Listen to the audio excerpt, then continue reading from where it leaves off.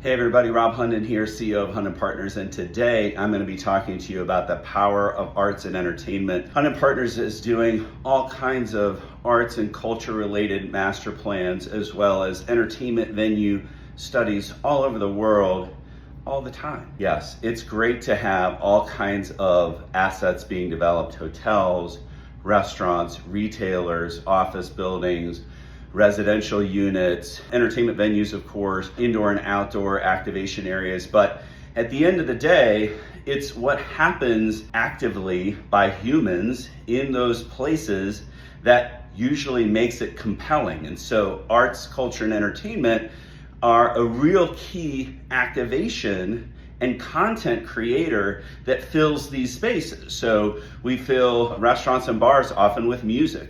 We fill hotel lobbies with music. We fill retail spaces that are in activated areas are often experiential. Outdoor areas like plazas and things like that are just simply boring spaces if they're not activated with arts, entertainment, music, movies in the park, things of that nature. And of course, then we have theaters and we have concert venues and we have museums and things like that that have changing exhibits or changing Broadway shows or concerts or comedy or MMA or whatever coming all the time. So that's entertainment, that is art. So that is content that is moving through the community. It's coming, it's staying for a bit, and it's moving on, which means that the built environment can always be future-proofed and activated because you're not having to rebuild the entertainment function. You're building something to house in a very flexible way the kinds of entertainment that people enjoy. And there are all kinds and sizes and qualities of entertainment. As we said, like there's fine art, there's popular music, there's comedy and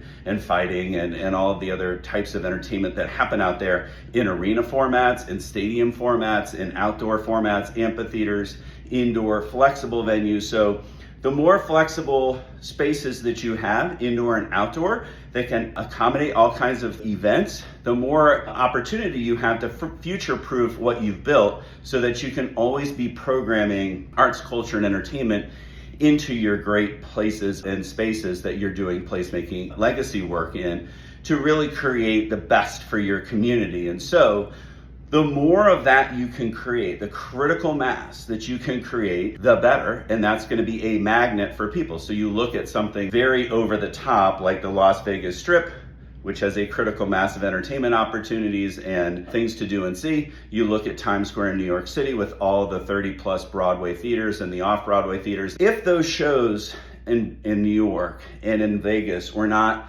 changing out all the time, then those places would be getting stale, right?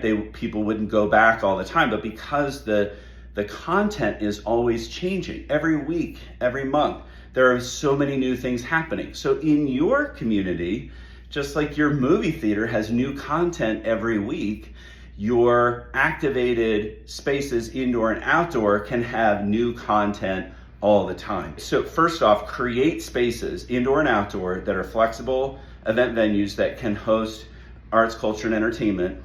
And then you want to create a critical mass so that there is always something going on, so that if somebody's in town from out of town, whether corporate or group or leisure, or somebody lives there, they always know there's something going on. 20 years ago, downtown Durham, North Carolina was Deadsville, right? Not a lot going on. In the last 20 or so years, they have really come into their own. They've redeveloped a bunch of things, but they also created the Durham Performing Arts Center. They have other arts and entertainment venues that have popped up in all kinds of places, oftentimes in old tobacco warehouses and things like that. So on a Monday night recently, when I was in downtown Durham, there was a baseball game going on, and there were 3 major entertainment events going on at the Carolina Theater, the DPAC, Durham Performing Arts Center, and another venue. You couldn't find a place to park. The restaurants are packed, all on a Monday night.